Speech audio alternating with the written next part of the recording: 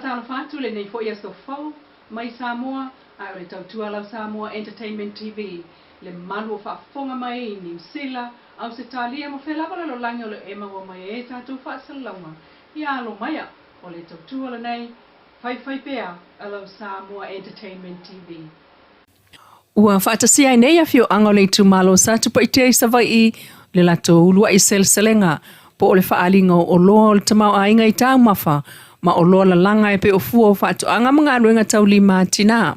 Ma whaatasi atu ia ele minista lango, a fio ngā fui maono ma yawa, le mtanga anuenga o whaatu anga mwhai ngā whaiva vea masui o le fio ngā minista la uli o le mali e toa. Le wa te apula te iwa Forces Schmidt o loo malanga i whafo. Ako ki whakarofa kwai, mauwharofa, i le pai o kako i kumaro, sakpai kea, maro so i kua manguia, maro le nange mamai le ngai kai au. Papiko au ngafa se whakarofa i le au ngau au keo le ngai aso, i le pai o nau whai whakuanga, au whai lakumangu, pira manau whai pa umo le kumaro. O le au ngalawa man wha moe, o nei polo kalami, o le koe longo puyani i lea o le mamalu o le akumu, a wā le koe aki ngā ingo whakuanga kalo, o whai o ufi magioka, ma le koe poingo le koko, ma le giu, ma whara wainga, ma aki ngā e kaula fumango. Ia mai a koe pui, ma wha asao ka ko ngā peifale, i ngā ia lawa kau mawhai ko kongo ngu maranwhanga, ma le kumalo, ma le akungu. A wā ko pulanga na rwaoa, o lo whai mai, i ngā ia auangi o kako ngola wharolo, i le umangai. Ia lawa mea ai ango, lawa whala wainga, lawa whingoka rasami, e kari ai ngā kōsua i aso kai kasi.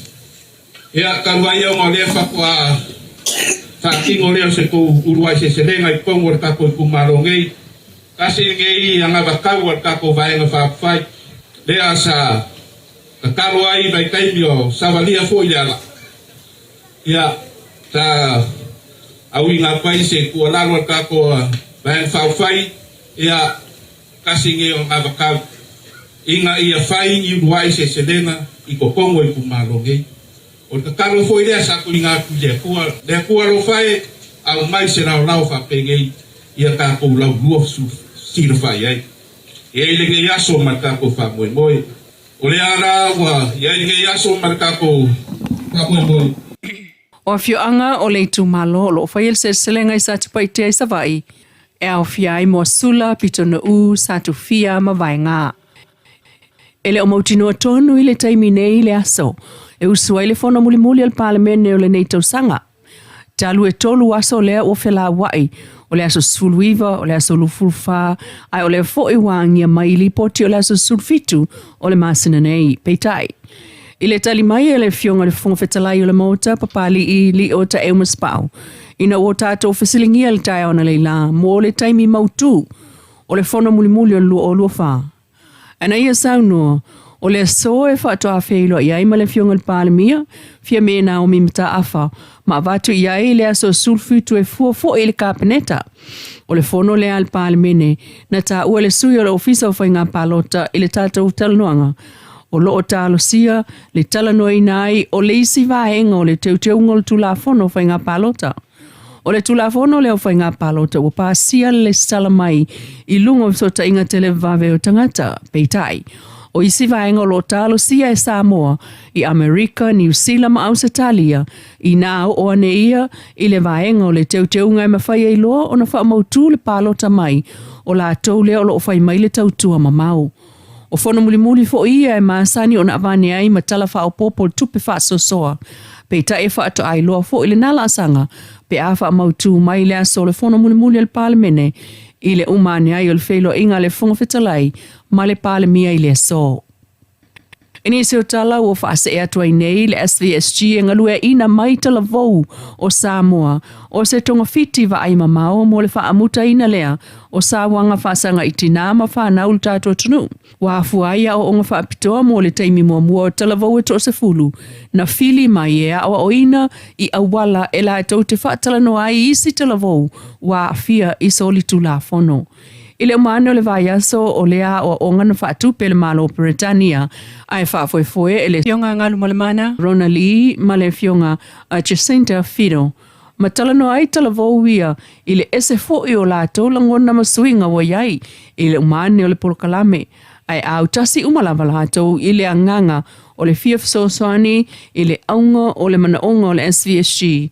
Ia malama talavou i le tāu o le alofa, ngā lulu e whaatasi, ia iai se whaamuemuenga o le soifua e fua iai le soifua tupu hae.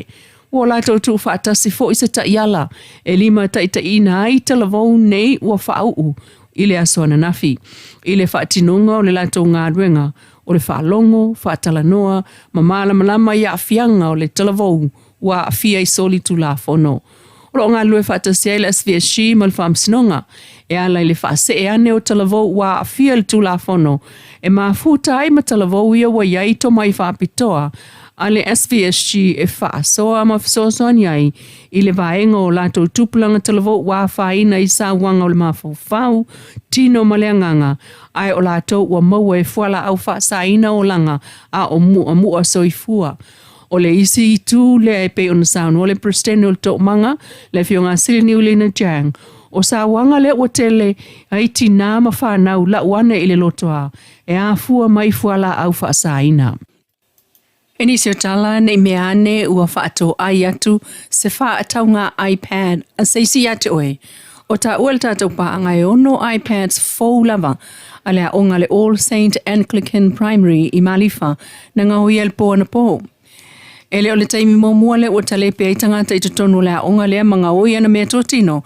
E pe o Piggy Bank kata maiti o vasenga na awa e sea fo i le taimi o le sio sa whainga muamua.